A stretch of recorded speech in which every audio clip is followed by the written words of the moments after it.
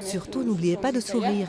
Le sourire, mais aussi la démarche assurée et le regard fier, la recette du top modèle est universelle, même si dans cette école, les mannequins ne jurent que par le chapeau melon, les longues tresses et les jupes de couleur. C'est le vêtement traditionnel de la cholita, la femme indigène aymara, majoritaire dans les Andes boliviennes, et qui a retrouvé sa dignité depuis l'élection en 2006 du président amérindien Evo Morales à la tête du pays. Avant, la femme cholita était discriminée. On ne pouvait pas entrer partout, ni accéder à certains emplois. Mais aujourd'hui, on voit des cholitas travailler, par exemple dans des banques, et même occuper des postes politiques.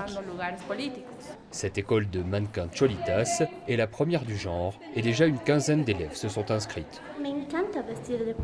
J'adore m'habiller en cholita et mon but c'est de participer à des grands défilés et un jour peut-être travailler à la télévision. Professeurs de l'école de top modèle Cholitas, Patricia et Claudia se rendent régulièrement dans cette petite boutique d'un quartier populaire de La Paz. Leur mission, attirer de nouvelles clientes, indigènes et fortunées, capables de se payer un borsaline original à 500 € pièce.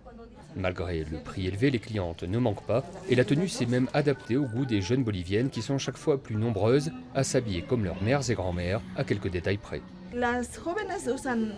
Les jeunes préfèrent quand c'est un peu plus décolleté. Plus décolleté comme celui-ci. Les plus âgés préfèrent un peu plus fermé, avec des manches longues ou mi-longues. Avec des manches. Il y en a pour tous les goûts.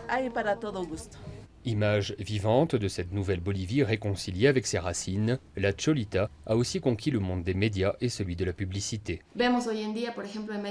Aujourd'hui, il y a des cholitas qui ont leur propre show à la télé. De la même façon, elles occupent désormais les premiers rôles dans les spots publicitaires. Ce sont nos actrices principales. Prochaine étape pour la fondatrice de l'école de mannequins, exporter la cholita. Mon rêve le plus grand est de faire connaître notre culture et nos vêtements dans un autre pays.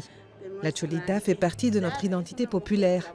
Elle est une femme travailleuse, avec des valeurs, courageuse, charismatique, coquette et élégante, la cholita. Des atouts majeurs, portés désormais avec fierté par toute une nouvelle génération de cholitas.